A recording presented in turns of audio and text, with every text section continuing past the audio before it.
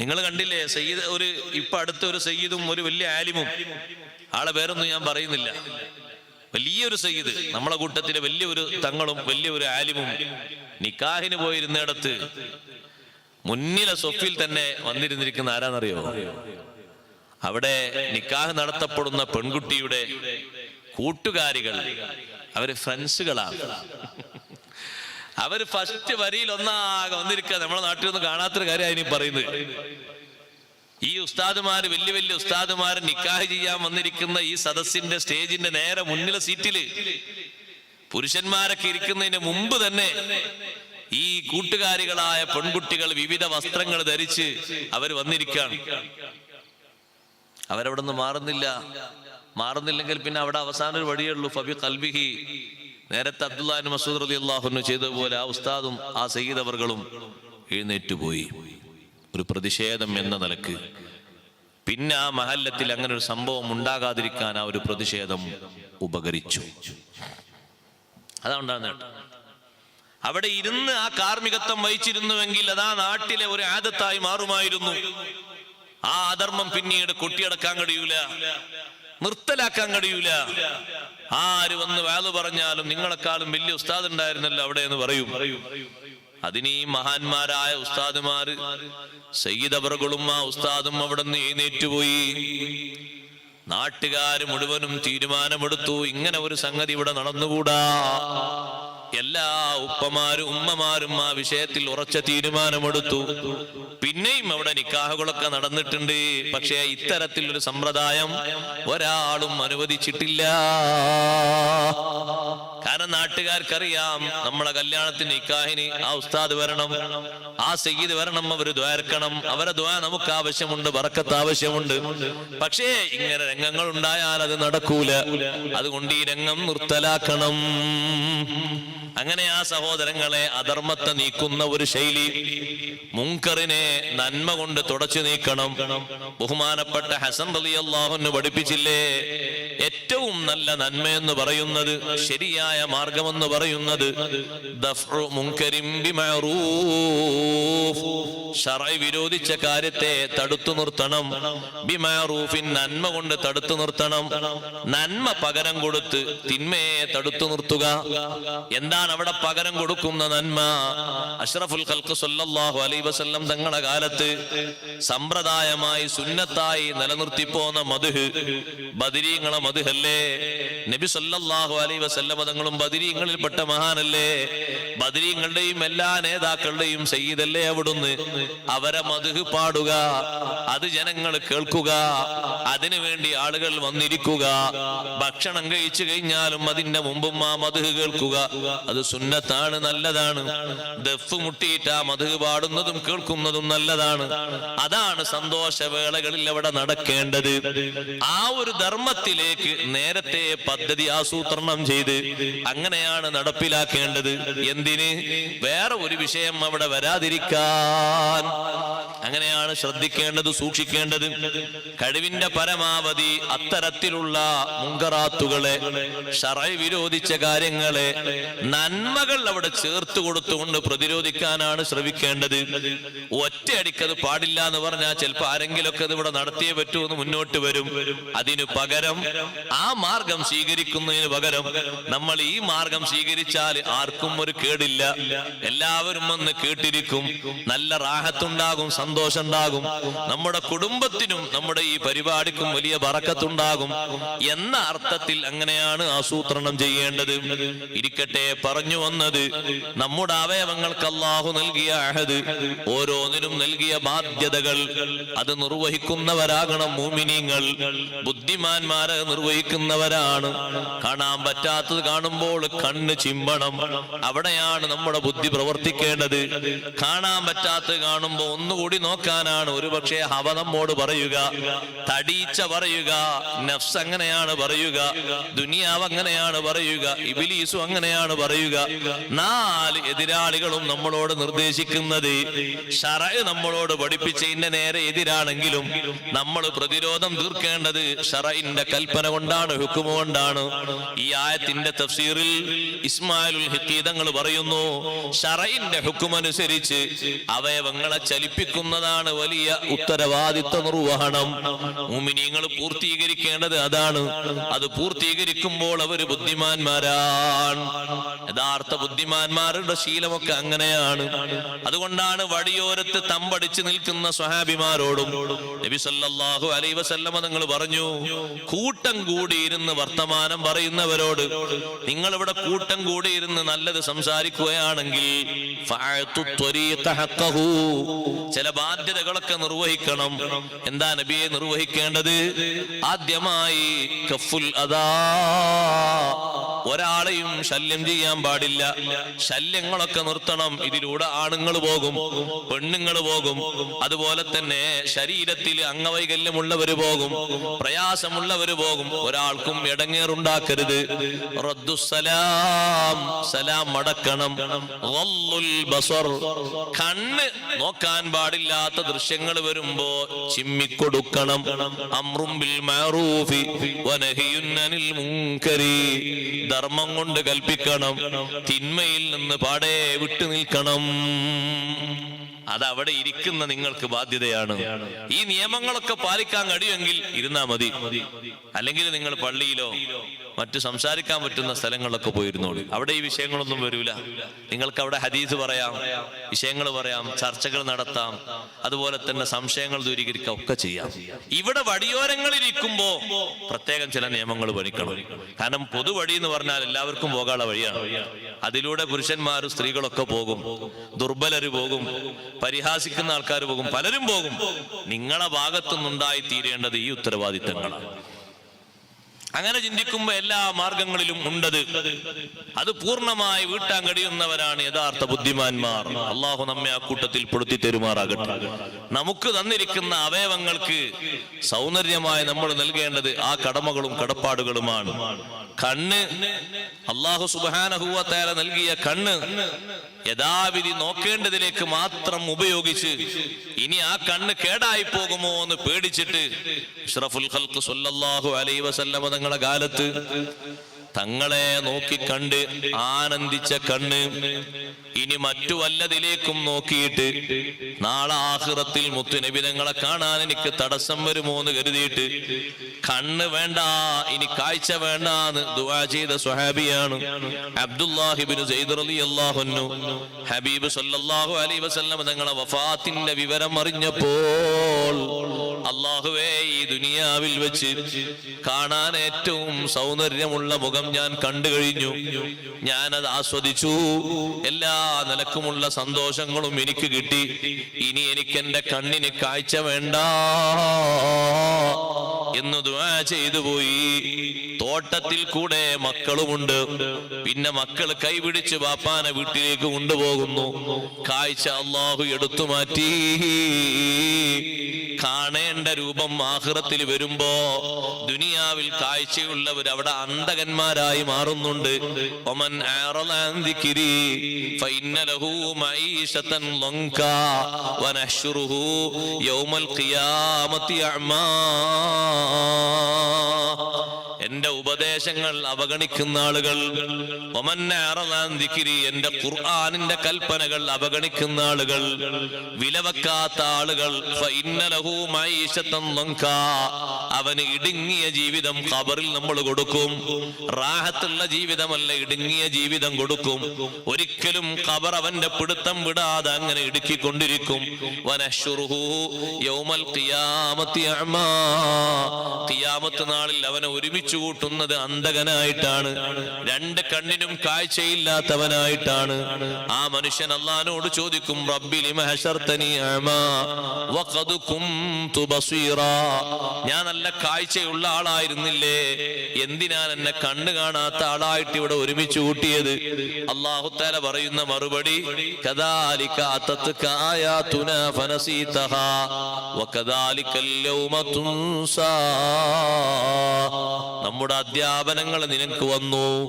നോക്കാൻ പാടില്ലാത്തതും പാടുള്ളതും വേർതിരിച്ച് നിനക്ക് അറിവ് വന്നു. പക്ഷേ ഫനസീതഹ, നീ അത് മറന്നു. നീ അന്നത് മറന്നപ്പോ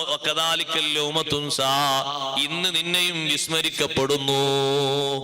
ഇന്ന് നിനക്ക് കണ്ണ് തരണം, കൈ തരണം, ആരോഗ്യ തരണം, ഒന്നുമില്ല. ഇന്ന് നിന്നെ മറക്കാണ്. നീ അവിടുന്ന് ഭൗതിക ലോകത്ത് നിന്ന് നമ്മുടെ അധ്യാപനങ്ങൾ മറന്നു. രണ്ടിന്റെയും നിയമങ്ങൾ നിന്റെ മുന്നിൽ ശരിക്കും അറിവുണ്ടായിരുന്നു. നീ അത് പഠിച്ചിരുന്നു, കേട്ടിരുന്നു, പക്ഷേ നീ വിസ്മരിച്ചു. അതുകൊണ്ട് ഈ ലോകത്ത് നിന്നെയും വിസ്മരിക്കപ്പെടുകയാണ്. അങ്ങനെ ഒരു അന്ധന്മാരായി നമ്മൾ ഒരുമിച്ച് കൂടരുത്. അല്ലാഹു സുബ്ഹാനഹു വ തആലയുടെ പാരത്രിക ലോകത്ത് രണ്ട് കണ്ണുകൊണ്ടും അല്ലാഹുവെ ദർശിക്കാൻ, അഷ്റഫുൽ ഖൽഖ് സല്ലല്ലാഹു അലൈഹി വസല്ലം തങ്ങളെ കാണാൻ, സ്വർഗ്ഗലോകം കാണാൻ ആ കണ്ണിന് വേണ്ട ഡ്യൂട്ടി ഇവിടെ നിർവഹിക്കണം. ബാക്കി എല്ലാ അവയവങ്ങളും അങ്ങനെ തന്നെയാണ്. അള്ളാഹു നമുക്ക് തൗഫീക്ക് നൽകുമാറാകട്ടെ. 8 അടയാളങ്ങളിൽ നിന്ന് ഒന്ന് സ്വല്പം വിശദമായി വിശദീകരിച്ചതാണ്. ഇൻഷാ അല്ലാഹ് ബാക്കിയുള്ളത് നാളെയും മറ്റന്നാളും പറയാം. നമ്മുടെ സദസ്സ് അല്ലാഹു തആല ഖബൂൽ ചെയ്യുമാറാകട്ടെ. നേരത്തെ തുടങ്ങി നേരത്തെ തന്നെ അവസാനിപ്പിക്കും. ആരെയും ബുദ്ധിമുട്ടാക്കൂല. അങ്ങനെ ഒരു കറക്റ്റ് സ്വഭാവം നേരത്തെ ഉള്ളത് കൊണ്ട് ഇൻഷാ അല്ലാഹ് ബുദ്ധിമുട്ടാക്കുന്നില്ല. ഖുർആൻ പഠിപ്പിക്കുന്ന ബുദ്ധിമാന്മാർ അള്ളാഹുവെ ഉൾക്കൊണ്ടവരും വിശ്വസിച്ചവരും അള്ളാഹുവിന്റെ തൃപ്തിക്ക് വേണ്ടി സദാ പ്രവർത്തിക്കുന്നവരും ചിന്തിക്കുന്നവരുമാണ്. സൂറ ആല ഇമ്രാന്റെ അവസാനം ബുദ്ധിമാന്മാർ ആരാണ് അല്ലാഹു തആല വിശദീകരിച്ചപ്പോൾ അല്ലദീന യദ്കുറൂനല്ലാഹ ഖിയാമൻ വഖുഊദൻ വഅലാ ജുനൂബിഹിം വയതഫക്കറൂന ഫീ ഖൽഖിസ് സമാവാതി വൽ അർള് ربنا ما خلقت هذا باطلا سبحانك فقنا عذاب النار. അല്ലാഹു അവിടെ പറഞ്ഞത് അങ്ങനെയാണ്. നമ്മുടെ വീക്ഷണത്തിൽ അല്ലെങ്കിൽ പലരുടെയും വീക്ഷണത്തിൽ കണ്ടെത്തലുകൾക്ക് മാത്രം നേതൃത്വം നൽകുന്ന ആളുകളായിരിക്കും. അവർക്ക് ബുദ്ധിയുണ്ട്, ബുദ്ധിയില്ലെന്ന് നമ്മൾ പറയുന്നില്ല. പക്ഷേ ഖുർആനിന്റെ സാങ്കേതികാർത്ഥത്തിലുള്ള ബുദ്ധിമാന്മാർ ആ ആയത്തുകളൊക്കെ വിശദീകരിച്ചെടുത്ത് ഇമാം റാസി റളിയല്ലാഹു അൻഹു പഠിപ്പിച്ചു. യഥാർത്ഥ ബുദ്ധിയുള്ള ആളാണെങ്കിൽ 100 കൂട്ടം, 1000-ലധികം, 10,000-ലധികം കണക്കില്ലാത്ത വിധം അടയാളങ്ങൾ അല്ലാഹു തആല ഈ പ്രപഞ്ചത്തിൽ നിറച്ച് അള്ളാഹുവിനെ മനസ്സിലാക്കാനും ഉൾക്കൊള്ളാനും ശ്രമിക്കുന്നവനാണ് യഥാർത്ഥത്തിലുള്ള ബുദ്ധിമാൻ. അള്ളാഹുവിനെ വിശ്വസിക്കാനുള്ള ബുദ്ധിയാണ് തികഞ്ഞ ബുദ്ധി. അതിന് ഇഷ്ടം പോലെ അടയാളങ്ങളല്ലേ അല്ലാഹു തആല വെച്ചിരിക്കുന്നത്. നമ്മുടെ ശരീരത്തിലും ഈ കാണുന്ന പ്രാപഞ്ചിക ലോകത്ത് എന്തെല്ലാം അടയാളങ്ങൾ അല്ലാഹു തആല വെച്ചിട്ടുണ്ട്. എന്തിനാണ് ഈ അടയാളങ്ങളൊക്കെ? സനുരീഹിം ആയാതിനാ ഫിൽ ആഫാഖി വഫി അൻഫുസിഹിം ഹത്താ യതബയ്യന ലഹും അന്നഹുൽ ഹഖ്. റബ്ബ് സുബ്ഹാനഹു വ തആല സത്യമാണ്, യാഥാർത്ഥ്യമാണ്. അതൊരു സങ്കല്പം അല്ല, ഭാവനയല്ല, നിർമ്മിതിയും അല്ല.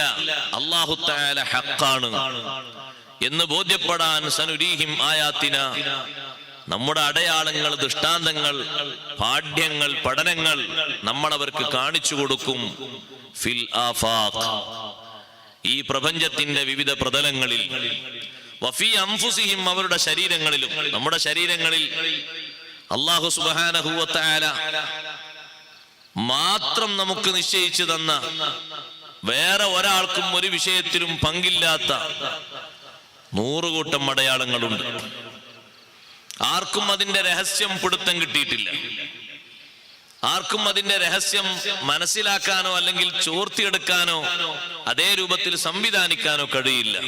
നമ്മുടെ സൃഷ്ടിപ്പ് വലിയൊരു അടയാളമാണ്.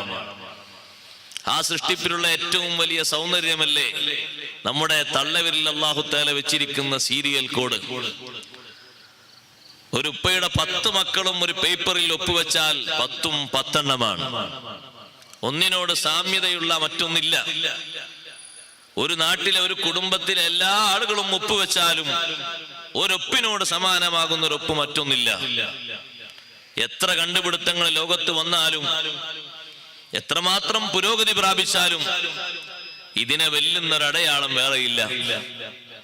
നിങ്ങൾ നോക്കി എന്തെല്ലാം പുരോഗതികൾ വന്നു. നമ്മുടെ പേന കൊണ്ടും അതുപോലെ തന്നെ നമ്മുടെ കയ്യിലുള്ള സീല് കൊണ്ടും ഒക്കെ നമ്മൾ സീല് വെച്ചാലും വലിയ ലക്ഷങ്ങൾ വിലപിടിപ്പുള്ള ആധാര പേപ്പറിൽ ഇത് തന്നെ വേണം. കയ്യൊപ്പ് ചാർത്തുന്നിടത്ത് ഈ ഒരു ഒപ്പ് തന്നെ വേണം. കാരണം ഇതിനെ മറികടക്കാൻ പറ്റുന്ന മറ്റൊന്നില്ല. അല്ലാഹു സുബ്ഹാനഹു വ തആലയെ മനസ്സിലാക്കാനും തിരിച്ചറിയാനും റബ്ബ് സുബ്ഹാനഹു വ തആല നമ്മുടെ ശരീരങ്ങളിൽ ധാരാളം അടയാളങ്ങൾ വെച്ചിരിക്കുന്നു. നമുക്കാർക്കും പലതും ഓർക്കാനും ചിന്തിക്കാനും മനസ്സിലാക്കാനും പറ്റുന്നതിന്റെ അപ്പുറത്ത് രാത്രി നമ്മൾ കിടന്നുറങ്ങുമ്പോൾ നമ്മുടെ ശരീരത്തിന്റെ തുറക്കപ്പെട്ട ദ്വാരങ്ങളിലൂടെ എന്തെങ്കിലും ഒന്ന് അകത്തേക്ക് പ്രവേശിക്കില്ല. എന്താ കാരണം? അവിടെയെല്ലാം അല്ലാഹു തആല പ്രതിരോധ സേനകളെ വിന്യസിച്ചിട്ടുണ്ട്. ഉദാഹരണമായി പറഞ്ഞാൽ നമ്മുടെ ചെവി, നമ്മുടെ മൂക്ക്, അതുപോലെ തന്നെ നമ്മുടെ കണ്ണ്. പെട്ടെന്നൊരു പ്രാണിക്ക് അങ്ങോട്ട് കിടന്നു ചെല്ലാൻ കഴിയൂല. കണ്ണ് തുറന്ന് ഉറങ്ങുന്ന ആളാണെന്ന് കുട്ടിക്കോളും. എന്നാലും ഒരു ഉറുമ്പിന് അങ്ങോട്ട് കിടക്കുമ്പോഴേക്ക് തടസ്സം വരും. നമ്മുടെ ഉറക്കിന് ഭംഗം വരാത്ത രൂപത്തിൽ നമ്മൾ അതിനെ തട്ടിമാറ്റും. നമ്മൾ തട്ടിമാറ്റുന്നത് കണ്ടിട്ട് എന്താണ് ഇയാൾ കളിക്കുന്നത് എന്ന് ഉറങ്ങാത്ത ആളുകൾ നോക്കി നിൽക്കുന്നുണ്ടാകും. രാവിലെ ഉണർന്ന നമ്മളോട് ഇന്നലെ ഒരു 15 മിനിറ്റ് നേരം കണ്ണിന്റെ ഭാഗത്തും കാതിന്റെ ഭാഗത്തും നിങ്ങൾ ഇങ്ങനെ അങ്ങോട്ടും ഇങ്ങോട്ടും തട്ടിക്കൊണ്ടിരുന്നല്ലോ, ഓർമ്മയുണ്ടോ? ഞാനോ? ഇന്നലെ ഉറങ്ങിയപ്പോഴോ? അങ്ങനെ സംഭവിച്ചിട്ടില്ല. നമ്മളെ ഉറക്കത്തിന് ഭംഗം വരാത്ത രൂപത്തിൽ നമ്മുടെ ശരീരത്തിൽ നിന്ന് അല്ലാഹു തആല പ്രതിരോധം തീർക്കുകയാണ്. ഏതെങ്കിലും ഒരു ഭാഗത്തേക്ക് മാത്രം കടക്കുന്ന ഒരു ശരീരമല്ലല്ലോ നമ്മുടെ ശരീരം. ആലയിൽ വിശ്രമിക്കുന്ന പശുവിനെ പോലെയല്ല, വേറെ ഏതെങ്കിലും ജീവിയെ പോലെയല്ല. ഓട്ടോമാറ്റിക്കലായി നമ്മുടെ ശരീരം അങ്ങോട്ടും ഇങ്ങോട്ടും അങ്ങോട്ടും ഇങ്ങോട്ടും മറിഞ്ഞു പോകുന്നുണ്ട്. ആ മറിഞ്ഞു പോകുന്നതിന്റെ ഇടയിൽ, മാറിക്കിടക്കുന്നതിനിടയിൽ ഉറക്കിന് യാതൊരുവിധ ഭംഗവും വരുന്നില്ല.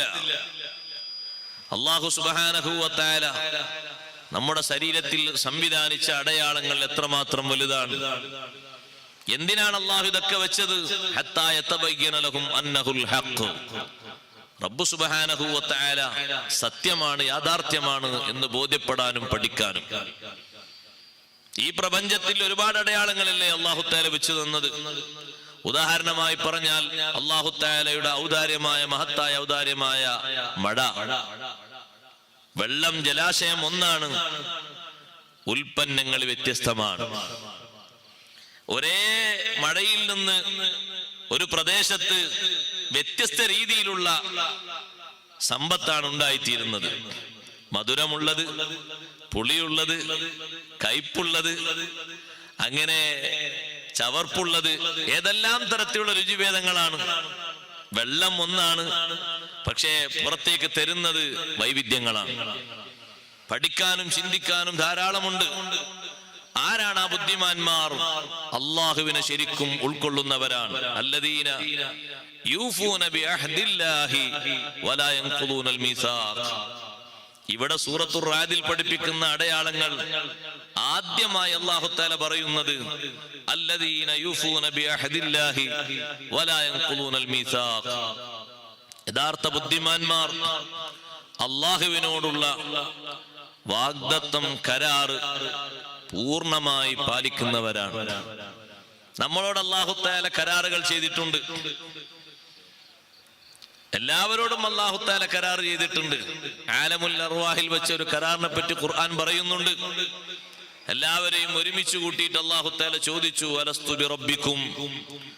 ഖാലൂ ബലാ. ഞാൻ നിങ്ങളുടെ റബ്ബല്ലയോ?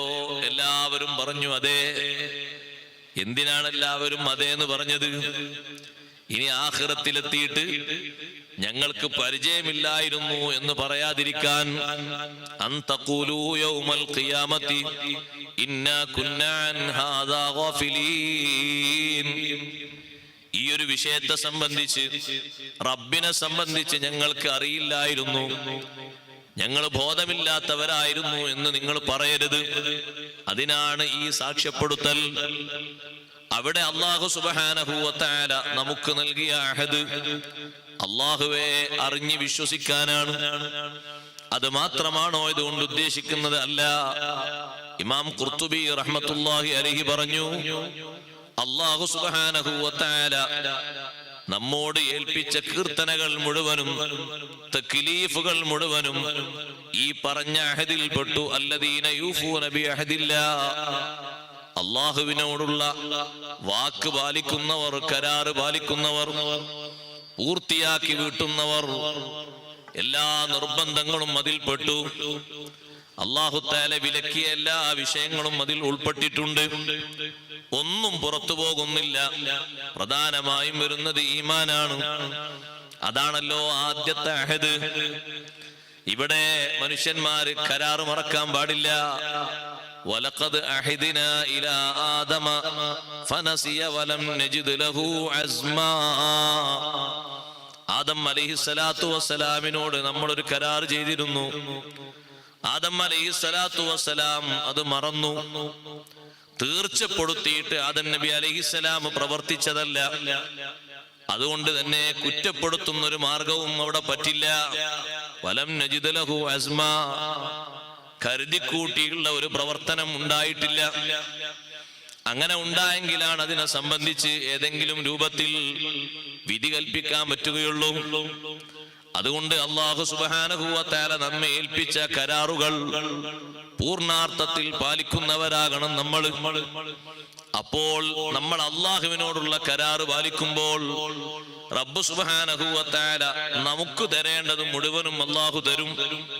ഔഫൂ ബി അഹദി ഊഫി ബി അഹദികും, നിങ്ങൾ എന്നോടുള്ള കരാറുകളൊക്കെ പൂർത്തിയാക്കി വീട്ടണം, നിങ്ങൾക്കുള്ളത് ഞാനും പൂർത്തിയാക്കി തരും. അല്ലാഹു തആലാന്റെ വാഗ്ദാനമാണ്. നിങ്ങൾ എനിക്കുള്ള, നിങ്ങളും നിങ്ങളിൽ നിന്ന് എനിക്ക് ലഭിക്കേണ്ട, ഞാൻ നിങ്ങളോട് നിർബന്ധമായും മറ്റും കൽപ്പിച്ച വിഷയങ്ങൾ അത് പൂർണ്ണമായും നിങ്ങൾ പൂർത്തിയാക്കണം, എന്നാൽ നിങ്ങൾക്കുള്ളത് ഞാൻ തരും. അങ്ങനെ പൂർത്തിയാക്കിയവർക്കൊക്കെ അല്ലാഹു അങ്ങനെ കൊടുത്തിട്ടുണ്ടോ? ഉണ്ട്. ഖുർആൻ ഉദാഹരണമായി പഠിപ്പിക്കുന്ന മഹാനാണ് ഖലീലുല്ലാഹി ഇബ്രാഹിം അലൈഹി സ്വലാത്തു വസ്സലാമിനെ പറ്റി അല്ലാഹു പറഞ്ഞു, ഇബ്രാഹിം അല്ലദീ വഫാ. അല്ലാഹു തആല നിർദ്ദേശിച്ച നിർദ്ദേശങ്ങൾ പൂർണ്ണമായും പൂർത്തീകരിച്ച മഹാനാണ് ഇബ്രാഹിം നബി അലൈഹിസ്സലാം. അതുകൊണ്ട് റബ്ബ് സുബ്ഹാനഹു വ തആല ഇബ്രാഹിം നബി അലൈഹിസ്സലാമിന് വലിയ സ്ഥാനമാണ് നൽകിയത്. ഇന്നും ആ സ്ഥാനവും ബഹുമാനവും ലോകം മുഴുവനും അംഗീകരിക്കുന്നു. ആ സ്ഥാനമാണല്ലോ ഇന്നീ ജാഇലുക ലിന്നാസി ഇമാമാ. റബ്ബ് സുബ്ഹാനഹു വ തആല കൽപ്പിച്ച കൽപ്പനകൾ യഥാവിധി പൂർത്തീകരിച്ചു. തിരിച്ചൊരു ചോദ്യം ഇബ്രാഹിം നബി അലൈഹിസ്സലാമിന്റെ ഭാഗത്ത് നിന്നില്ല. നമ്മൾ ആലോചിച്ചാൽ ഇബ്രാഹിം നബി അലൈഹിസ്സലാം അല്ലാഹുവിനോട് നല്ല ഒരു സന്താനത്തെ ഒരുപാട് പ്രാവശ്യം അല്ലാഹുവിൽ നിന്ന് തേടി. പ്രതീക്ഷ മുറിയാത്ത രൂപത്തിൽ അല്ലാഹുവിൽ നിന്ന് ചോദിച്ചു. ഇബ്രാഹിം നബി അലൈഹിസ്സലാം ചോദിച്ചതുപോലെ ചോദിക്കണം. മഹാനവറുകൾ ആ ചോദ്യം നിർത്തിയില്ല. 86-ാമത്തെ വയസ്സിലാണ് അല്ലാഹു സുബ്ഹാനഹു വ തആല ആദ്യമായി ഒരു കുഞ്ഞിനെ നൽകുന്നത്. ആ കുട്ടിയാണ് ബഹുമാനപ്പെട്ട ഇസ്മായിൽ അലൈഹിസ്സലാം. ഒരു കുഞ്ഞിനെ നൽകിയ ഉടനെ തന്നെ അല്ലാഹുവിന്റെ അടുത്ത കൽപ്പന വന്നു, ഓർഡർ വന്നു. നിങ്ങൾ എല്ലാവരെയും കൂട്ടിക്കൊണ്ടുപോയി വിശുദ്ധമായ ഹറമിന്റെ പരിസരത്ത് താമസിപ്പിക്കണം. ഒരൊറ്റ കുടുംബവും താമസിക്കാത്ത ഒരു സ്ഥലത്ത്, അപ്പുറത്തും ഇപ്പുറത്തും മൊട്ടക്കുന്നുകൾ മാത്രമുള്ള സ്ഥലത്ത്, കായ്കനികളോ ജലാശയങ്ങളോ ഒന്നുമില്ലാത്ത സ്ഥലത്ത് നിങ്ങൾ ഇവരെ കൊണ്ടുപോയി താമസിക്കണമെന്ന് അള്ളാഹുവിന്റെ നിർദ്ദേശമാണ്.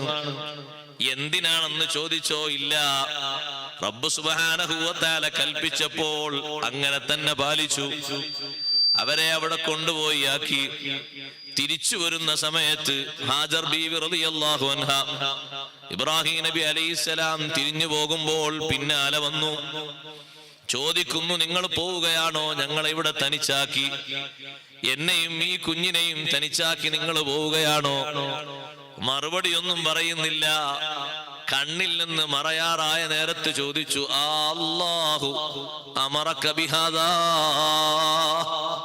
അല്ലാഹുവാണോ ഇതുകൊണ്ട് നിങ്ങളോട് ഉത്തരവിട്ടത്?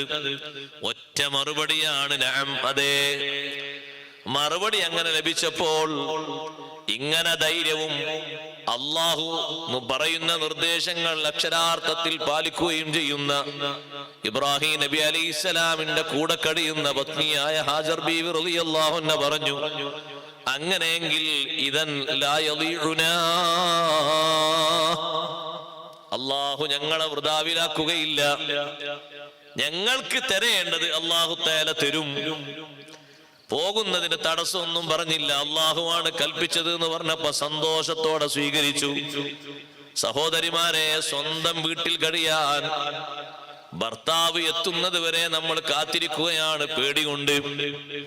ഹദ്ദാദ് ചൊല്ലുന്ന വീടാണ്, പേടിയൊന്നും വേണ്ടാന്ന് ഭർത്താവ് പറഞ്ഞിരുന്നു, ഉപ്പമാര് പറഞ്ഞിരുന്നു, ഉമ്മമാര് പറഞ്ഞിരുന്നു. ഖുർആൻ ഓതുന്ന വീടല്ലേ, അള്ളാഹുവിന്റെ വലിയ കാവലുണ്ട്. അതൊരു വെറും വാക്കല്ല, അങ്ങനെ തന്നെയാണ്. ഹദ്ദാദ് റാത്തീബ് ചൊല്ലുന്ന വീടിനും വലിയ കാവലുണ്ട്. അതിനു മാത്രം മഹത്വമുള്ള ദിക്റുകളാണ് അവിടെ ഉരുവിടുന്നത്. ഒരു ദിക്റിന് തന്നെ എത്രയോ ആയിരക്കണക്കിന് മലക്കുകൾ അതിന്റെ മഹത്വം ഏറ്റെടുത്ത് അവിടെ തങ്ങി നിൽക്കും. സൂക്തങ്ങൾ, വിശുദ്ധ ഖുർആനിലെ അധ്യായങ്ങൾ, കാവലിന് വേണ്ടിയുള്ള സബഉൽ മുൻജിയാത്ത് ഓതുന്ന വീടാണ്. പേടി വേണ്ട. എല്ലാ സൗകര്യങ്ങളും സംവിധാനങ്ങളും ഉള്ള വീട്ടിൽ ഭർത്താവോ വീട്ടിലുള്ള കാരണവരോ ഉപ്പയോ മുതിർന്ന മക്കളോ എത്തുന്നത് വരെ ഭയമാണ്. അവിടെ അന്ന് ഒരു സംവിധാനവും ഇല്ലാത്ത ഒരു ഭൂമിയിൽ ഹാജർ ബീവി റളിയല്ലാഹു അൻഹാ ഇസ്മായിൽ അലൈഹിസ്സലാത്തു വസ്സലാമിനെയും കൊണ്ട് ഒറ്റക്ക് കഴിയുമ്പോൾ യാതൊരു ഭീതിയും ഇല്ല. അല്ലാഹു അല്ലേ കൽപ്പിച്ചത്, തരേണ്ടത് മുഴുവനും റബ്ബ് സുബ്ഹാനഹു വ തആല തരും. രാത്രിയായാൽ കൂട്ടിനാരാണ്? അല്ലാഹുവാണ് കൂട്ടിന്. പകലായാലോ ആരെങ്കിലും വന്ന് എന്തെങ്കിലും ചെയ്തേക്കുമോ? ഇല്ല, അല്ലാഹുവാണ് കൂട്ടിന്. ആ ഉറപ്പോടെ നിന്നപ്പോൾ, ആ കരുത്തോടെ നിന്നപ്പോൾ കൊടുക്കേണ്ടത് അല്ലാഹു തആല കൊടുത്തില്ലേ? കൊടുത്തു. വെള്ളം തീർന്നുപോയി. അല്പം ഉണ്ടായിരുന്ന കാരക്ക ചുളകളും കഴിഞ്ഞു. ബഹുമാനപ്പെട്ട ഹാജർ ബീവി റളിയല്ലാഹു അൻഹ അല്ലാഹുവിൽ കാര്യങ്ങൾ ഏൽപ്പിച്ചിട്ടുണ്ടെങ്കിലും അങ്ങനെ ഇരുന്നാ പോരല്ലോ, അധ്വാനം വേണല്ലോ. പരിശ്രമത്തിന്റെ ഭാഗമായി സ്വഫയിലേക്കും മറുവയിലേക്കും ഒന്ന് കയറി ഇറങ്ങി. എത്ര പ്രാവശ്യമാണ് കയറിയത്? 7 പ്രാവശ്യം. 7ാമത്തെ തവണ മർവയിൽ നിന്ന് തിരിച്ചു വരുമ്പോൾ ഒരു ശബ്ദം കേൾക്കുന്നു. ഇമാം ബുഖാരി റഹ്മത്തുള്ളാഹി അലൈഹി സ്വഹീഹിൽ കൊണ്ടുവന്ന ഹദീസാണ്. ശബ്ദം കേട്ടപ്പോൾ മഹദി പതറിയില്ല. ശബ്ദം കേട്ട ഭാഗത്തേക്ക് തിരിഞ്ഞുകൊണ്ട് പറഞ്ഞു, അഗിസ് ഇൻ കാന ഇൻദക ഗവാസ്, നിന്റെ പക്കൽ വല്ല സഹായം ഉണ്ടെങ്കിൽ എന്നെ സഹായിക്കണം. സഹായിക്കാൻ വന്ന ശരീരിയാണെങ്കിൽ, ശബ്ദമാണെങ്കിൽ എന്നെ സഹായിക്കണം. ശബ്ദം കേൾക്കുമ്പോഴേക്ക് പേടിച്ചു പോകാണ് പലരും. ശബ്ദം കേട്ട ഭാഗത്തേക്ക് തിരിഞ്ഞു മഹദി പറഞ്ഞു, വല്ല സഹായിക്കാനും വന്നാണെങ്കിൽ എന്നെ സഹായിക്കണം. ആ മർവയിൽ നിന്ന് 7ാമത്തെ തവണ നേരെ ഇറങ്ങി. ഇന്ന് നമ്മൾ കാണുന്ന സംസമിന്റെ ഭാഗത്ത് ബഹുമാനപ്പെട്ട ഇസ്മായിൽ അലൈഹിസ്സലാത്തു വസ്സലാമിനെ കിടത്തിയത് എവിടെയാണ്? സംസം കിണറുള്ള ഭാഗത്ത്. ആ കിണറ നേരെ അവിടുത്തെ കാൽപാദത്തിന്റെ ചുവട്ടിലാണ്. ഇസ്മായിൽ അലൈഹിസ്സലാത്തു വസ്സലാം കാലിട്ടടിക്കുന്നുണ്ട്. കാലിന്റെ മടമ്പ് ഞെരിയാണ് തായോട്ട് പോയ ഭാഗത്ത്. വെള്ളം കിനിഞ്ഞു വരുന്നുണ്ട്. ഇസ്മായിൽ അലൈഹിസ്സലാത്തു വസ്സലാമിനെ മാറ്റിക്കടത്തുന്ന ഒരു ഘട്ടത്തിൽ ബഹുമാനപ്പെട്ട ജിബ്രീൽ അലൈഹിസ്സലാം വന്ന് ഒന്നത് വിശാലമാക്കി. ജിബ്രീൽ അലൈഹിസ്സലാമിന്റെ ചിറക് കൊണ്ട് ഒന്ന് കുഴിയാക്കി കൊടുത്തു. വെള്ളമിങ്ങനെ വരുന്നു, ഉറവ പൊട്ടി വരുന്നു. എല്ലാ ഭാഗത്തേക്കും അതങ്ങനെ പോകുമ്പോൾ ഹാജർ ബീവി റളിയല്ലാഹു അൻഹയുടെ വാക്കല്ലേ അല്ലാഹു സുബ്ഹാനഹു വ തആല ഭൂമിക്ക് അനുസരണമായി നൽകിയത് സംസം. അഷ്റഫുൽ ഖൽഖ് സല്ലല്ലാഹു അലൈഹി വസല്ലം തങ്ങൾ പറഞ്ഞു, റഹിമല്ലാഹു ഉമ്മ ഹാജർ, റഹിമല്ലാഹു ഉമ്മനാ. ഹാജർ ബീവി റളിയല്ലാഹു അൻഹക്ക് അല്ലാഹു റഹ്മത്ത് ചെയ്യട്ടെ. മഹദി എങ്ങാനും ആ വാക്ക് പറഞ്ഞില്ലായിരുന്നെങ്കിൽ ലക്കാനത്ത് ഐനം മഈനാ. സംസം ലോകത്തിന്റെ എല്ലാ ഭാഗത്തേക്കും ഒഴുകുന്നൊരു വലിയ തടാകമാകുമായിരുന്നു. ആ വാക്കവിടെ അനുസരിച്ചു. ഭൂമി അതിന് വഴങ്ങിക്കൊടുത്തു. അവിടെ തന്നെ ആ വെള്ളം ഇങ്ങനെ തളം കെട്ടി നിന്നു. ഉറവകൾ ഇങ്ങനെ പൊട്ടി ഒഴുകുന്നുണ്ട്, വിശാലമാകുന്നുണ്ട് ഓരോ ദിവസവും. ജലാശയത്തിന്റെ വീതിയും വിസ്തീർണവും കൂടുന്നുണ്ട്. വെള്ളമുള്ള സ്ഥലമായതുകൊണ്ട് പുറത്തുള്ള ആളുകൾക്ക് സിഗ്നൽ നൽകിയിട്ട് പക്ഷികൾ വന്ന് വട്ടമിട്ട് പറക്കാൻ തുടങ്ങുന്നുണ്ട്. അല്ലാഹു സുബ്ഹാനഹു വ തആല ഈ ഉമ്മയെയും കുഞ്ഞിനെയും അവിടെ ഏൽപ്പിച്ചു പോകാൻ പറഞ്ഞപ്പോൾ അതങ്ങനെ തന്നെ പാലിച്ച ഇബ്രാഹിം നബി അലൈഹിസ്സലാമിനും അള്ളാഹുവിന്റെ ഉത്തരവാണെന്ന് ഏറ്റെടുത്ത ഹാജർ ബീവി റളിയല്ലാഹു അൻഹക്കും കൺകുളിർമയാകുന്ന രീതിയിൽ ജലാശയങ്ങൾ അല്ലാഹു ഒരുക്കി കൊടുത്തു. ഔഫൂ ബിഅഹദി ഊഫി ബിഅഹദികും വഇയ്യായ ഫർഹബൂൻ. എന്നോടുള്ള നിങ്ങളുടെ കടപ്പാട്, നിങ്ങളുടെ ബാധ്യതകൾ നിങ്ങൾ പൂർത്തിയാക്കി വിട്ടു. ഞാൻ പറയുന്നത് അക്ഷരാർത്ഥത്തിൽ നിങ്ങൾ അംഗീകരിക്കൂ. എന്നാൽ ഊഫി ബിഅഹദികും, നിങ്ങൾ എന്നോട് നിർദ്ദേശിക്കുന്നത്, എന്നോട് പറയുന്നത് അതെത്ര വലിയ വിഷയമാണെങ്കിലും ഞാൻ പൂർത്തീകരിച്ചു തരും. ഒന്നും നിങ്ങൾക്ക് കുറവാക്കുകയില്ല. ഇബ്രാഹിം നബി അലൈഹിസ്സലാം വരുന്നതിന് മുമ്പ് തന്നെ ഹാജർ ബീവി റളിയല്ലാഹു അൻഹയുടെ അപ്പുറത്തും ഇപ്പുറത്തുമായി താമസക്കാർ വന്നു. വെള്ളം ഇങ്ങനെ വിശാലത കൂടിയപ്പോൾ പകല് സമയത്ത് പോകുന്ന യാത്രക്കാര് പറഞ്ഞു, പക്ഷികൾ പറക്കുന്നുണ്ട്, അവിടെ വെള്ളമുണ്ടാകാൻ സാധ്യതയുണ്ട്. അങ്ങനെ ഒരു കൂട്ടം ആളുകൾ വന്ന് നോക്കുമ്പോൾ വെള്ളമുണ്ട്. വെള്ളത്തിന്റെ തൊട്ടടുത്ത് തന്നെ ഒരു ഉമ്മയും കുട്ടിയുമുണ്ട്. വെള്ളം ഞങ്ങൾ എടുക്കട്ടെ? വെള്ളം എടുത്തോളൂ, പ്രശ്നമില്ല. വെള്ളം കുടിച്ചപ്പോൾ അവർക്ക് തോന്നി അവിടെ താമസിക്കാൻ. ഞങ്ങളും ഇവിടെ താമസിച്ചാലോ? താമസിച്ചോളൂ. വെള്ളം നിങ്ങൾക്ക് യഥേഷ്ടം എടുക്കാം, പക്ഷെ അവകാശം പറയരുത്. വെള്ളം ഞങ്ങളുടേതാണെന്ന് നിങ്ങൾ അവകാശം പറയരുത്. അത് പിന്നെ നമ്മൾ പിണങ്ങിപ്പോകുന്ന ഒരു കാര്യമാകും. ഇഷ്ടം പോലെ വെള്ളമെടുത്ത് നിങ്ങൾക്ക് എത്രയും ഉപയോഗിക്കാം. അല്ലാഹു സുബ്ഹാനഹു വ തആല അവന്റെ വാക്ക് ശരിയാം വണ്ണം പാലിച്ചപ്പോൾ ലോകത്തേക്ക് മുഴുവനും ദൃഷ്ടാന്തമായി തെളിവായി റബ്ബ് സുബ്ഹാനഹു വ തആല ആ കുടുംബത്തിന് മൊത്തം നൽകിയ ആ വലിയ സന്തോഷം അല്ലാഹു അവിടെ നിലനിർത്തി. അതുമാത്രമല്ല, പിന്നെ വർഷങ്ങൾക്ക് ശേഷം ഇബ്രാഹിം നബി അലൈഹിസ്സലാമിനോട് അടുത്ത നിർദ്ദേശം. ഇസ്മായിൽ അലൈഹിസ്സലാത്തു വസ്സലാം വളർന്ന് അങ്ങനെ ഓടിച്ചാടാനും കൂടെ നടക്കാനും ഒക്കെ നല്ല പക്വതയിലായ സമയത്ത് അവിടെ ഒരു ഭവനം നിർമ്മിക്കാൻ അള്ളാഹുവിന്റെ കൽപ്പനയാണ്. അവിടെ ഭവനം നിർമ്മിക്കണം. അതിന്റെ തറ മാത്രമേ ശേഷിക്കുന്നുള്ളൂ. ചുമരുകൾ മുഴുവനും നൂഹ് നബി അലൈഹിസ്സലാമിന്റെ കാലത്തുള്ള ജലപ്രളയത്തിൽ ഒലിച്ചു പോയിട്ടുണ്ട്. തറയുടെ ഭിത്തി മാത്രം ശേഷിപ്പുണ്ട്, ഒരു ചെറിയ അടയാളമായി. അവിടെ ഒരു ഭവനം നിർമ്മിക്കണം. അള്ളാഹുവിന്റെ കൽപ്പനയാണ്. നിർമ്മിക്കുന്നത് രണ്ടുപേരാണ്.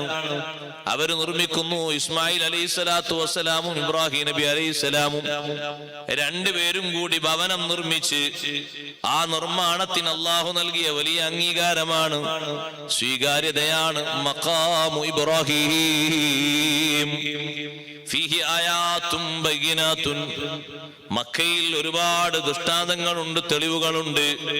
ഒന്നു മാത്രം മതി, നിങ്ങൾ പഠിച്ചാൽ തീരാത്ത അത്രയും അതിലുണ്ട്. അതാണ് മഖാമു ഇബ്രാഹിം. ഇബ്രാഹിം നബി അലൈഹിസ്സലാത്തു വസ്സലാമിന്റെ കാലിന്റെ അടയാളം പതിഞ്ഞ കല്ല്, ഞെരിയാണിയുടെ ഭാഗമൊക്കെ ശരിക്ക് കൃത്യമായതിൽ കാണാം. വിരലുകൾ പതിഞ്ഞതും കാലിന്റെ അടിഭാഗത്തിന്റെ കുഴിയും കുഴിയല്ലാത്ത ഭാഗങ്ങളും മുഴുവനും ആ കല്ലിൽ പതിഞ്ഞിട്ടുണ്ട്. ആ കല്ലവിടെ ബഹുമാനത്തോടെ അല്ലാഹു തആല സൂക്ഷിക്കുകയാണ്. ആ കല്ല് ഇബ്രാഹിം നബി അലൈഹിസ്സലാമിന്റെ സ്ഥാനത്ത് ഇമാമാക്കി തന്നു. വത്തഖിദൂ മിൻ മഖാമി ഇബ്രാഹീമ മുസല്ലാ. എന്റെ വാക്ക് ഇത്രയും പാലിച്ച ഇബ്രാഹിം മഖാമിന്റെ പിന്നിൽ ഇബ്രാഹിം നബി അലൈഹിസ്സലാമിന്റെ കാലടയാളമുള്ള തിരുശേഷിപ്പുള്ള ആ കല്ലിന്റെ പിറകിൽ നിങ്ങൾ നിസ്കരിക്കണം. ഇബ്രാഹിം നബി അലൈഹിസ്സലാമിന്റെ സ്മരണ അല്ലാഹു തആല ബാക്കി വെച്ചതാണ്. അല്ലാഹുവിന്റെ നിർദ്ദേശം പാലിച്ചു. വലിയ പ്രയാസങ്ങൾ സഹിച്ചാണ് കഅബ പുനരുദ്ധാരണം നടത്തുന്നത്. ആ കഅബ നിർമ്മാണം നിർവഹിച്ച് നീണ്ട പ്രാർത്ഥന നടത്തി. ആ സമയത്ത് ഉപയോഗിച്ച കല്ല് അല്ലാഹു തആല അവിടെ ബാക്കി വെച്ചു. ഒന്നും രണ്ടുമാണോ? അല്ല, ഒരുപാട് വിഷയങ്ങൾ. ഖുർആൻ മുഫസ്സിറുകൾ പറയുന്നു 30 വിഷയങ്ങളുണ്ട്. വഇദ്ബ്തലാ ഇബ്രാഹീമ റബ്ബുഹു ബികലിമാത്തിൻ ഫഅതമ്മഹുന്ന. അല്ലാഹു തആല ഏൽപ്പിച്ച വിഷയങ്ങൾ 30 വിഷയങ്ങളിൽ ഇബ്രാഹിം നബി അലൈഹിസ്സലാമിനോട് അറിയിപ്പ് നൽകി നിർവഹിക്കണം. എന്താണ് അല്ലാഹു തആല പറഞ്ഞു തന്നിട്ട്? ഫഅതമ്മഹുന്ന, പൂർണാർത്ഥത്തിൽ നിർവഹിച്ചു. ആശങ്കകളില്ല, തിരിച്ചു ചോദ്യങ്ങളില്ല, മറുചോദ്യങ്ങളില്ല. കൽപ്പനകൾ അങ്ങനെ തന്നെ ശിരസാ വഹിച്ചത് പൂർത്തീകരിച്ചപ്പോൾ അല്ലാഹു പറഞ്ഞു, ഇന്നി ജാഇലുക ലിന്നാസി ഇമാമാ, നിങ്ങളെ ലോകത്തുള്ള മുഴുവൻ മനുഷ്യർക്കും മാതൃകാ പുരുഷനായി, ഇമാമായി, അനുധാവനം ചെയ്യപ്പെടുന്ന നേതാവാക്കി നമ്മൾ നിശ്ചയിച്ചു കഴിഞ്ഞു. അത് വലിയൊരു സംഭവമാണ്. അതാണ് അല്ലാഹു തആല നമ്മളോട് ഇവിടെ പറയുന്നത്, അല്ലദീന യൂഫൂന ബിഅഹദില്ലാഹ് വലാ യൻഖുലൂനൽ മീസാഖ്. അല്ലാഹു തആലാനോടുള്ള കടപ്പാടുകൾ പൂർത്തിയാക്കി വീട്ടുന്നവരാണ് മുഅ്മിനുകൾ. അതിൽ നിർബന്ധങ്ങളായി വരുന്ന കൂട്ടത്തിൽ നേർച്ചകളുണ്ട്. നേർച്ചകൾ നിർബന്ധമാണത് മറക്കാൻ പാടില്ല. നേർച്ച ചെയ്യുമ്പോൾ അവനാണ് ഒക്കുന്നത് മാത്രം നേർച്ച ചെയ്യാം. പ്രതിസന്ധിയുടെ ആഴമനുസരിച്ച് ഒരു പക്ഷേ വലിയ നേർച്ച ചെയ്യും. വീടുമ്പോൾ പിന്നെ വന്ന് ചോദിക്കും, ഉസ്താദേ അത്ര വേണോ, അല്ലെങ്കിൽ അതിന്റെ ഒരു 313 114 മതിയോ? അത് പോരാ. നേർച്ചയാക്കിയ 10,001 10,001 വേണം, മാറ്റാൻ പറ്റൂല. അപ്പൊ എന്തിനാ അത്രയും വലിയ നേർച്ചയാക്കി നിങ്ങളെ കൊണ്ട് സാധിക്കാത്തത്? ആ വിഷയത്തിന്റെ കടുപ്പം വന്നപ്പോ അങ്ങനെ നേർച്ചയാക്കിയതാണ്. നിർബന്ധമാണ്, നിർവഹിക്കണം, വീട്ടണം. അതും അള്ളാഹുവിനോടുള്ള അഹദാണ്. അള്ളാഹുവിനോടുള്ള കടപ്പാടുകളിൽ ഏറ്റവും പ്രധാനമാണ് അല്ലാഹു തആല നമ്മളെ ഏൽപ്പിച്ച കീർത്തനകൾ, തക്ലീഫുകൾ. അത് തുടക്കം മുതലേ നിർവഹിച്ചു വരണം. അത് മാറ്റാൻ പറ്റൂല. കുട്ടികൾക്ക് നിസ്കാരം നിർബന്ധമാകുന്നത് പ്രായപൂർത്തി എത്തുമ്പോഴാണെങ്കിൽ അവരോട് കൽപ്പിക്കേണ്ട ബാധ്യത രക്ഷിതാക്കൾക്ക് വരുന്നത് പ്രായപൂർത്തി എത്തുമ്പോഴല്ല. അവരോട് കൽപ്പിക്കാൻ വേണ്ടി നമ്മളോട് ഉത്തരവിട്ടത് ഇദാ ബലഗ സബഅ സിനീന, 7 വയസ്സ് അവർക്ക് പ്രായമാകുമ്പോഴാണ്. നമ്മുടെ നാട്ടിലെ സ്ഥിതി അനുസരിച്ച് 2ാം ക്ലാസ്സിൽ പഠിക്കുന്ന ഒരു കുട്ടി എന്ന് പറയാം. ആ കുട്ടിയെ പരിശീലിപ്പിച്ചു കൊണ്ടുവരണം. എന്താണ് പരിശീലിപ്പിക്കേണ്ടത്? നിസ്കാരം, നോമ്പ്. പൂർണ്ണമായിട്ടും 30 ദിവസം നോമ്പ് നോൽക്കാൻ ആ സമയത്ത് പറ്റൂലെങ്കിലും കുറച്ചെങ്കിലും നോറ്റാൽ അൽഹംദുലില്ലാഹ്, അത് ഭാഗ്യാണ്. കുറഞ്ഞ നോമ്പ് നോറ്റു, ഒരു 5 നോമ്പ്. പിറ്റത്തെ കൊല്ലമായപ്പോ അത് 10 നോമ്പായി. പിറ്റത്തെ വർഷമായപ്പോ അത് 20 നോമ്പായി. കുറച്ചുകൂടി കഴിഞ്ഞപ്പോ 30 നോമ്പായി. പ്രായപൂർത്തിക്ക് മുമ്പ് തന്നെ 30 നോമ്പ് നോറ്റ് ശീലിച്ചു. അപ്പൊ ഘട്ടം ഘട്ടമായി ആ പരിശീലനം നൽകുന്നത് അള്ളാഹു രക്ഷിതാക്കളായ നമ്മളെ ഏൽപ്പിച്ച നിർബന്ധമാണ്.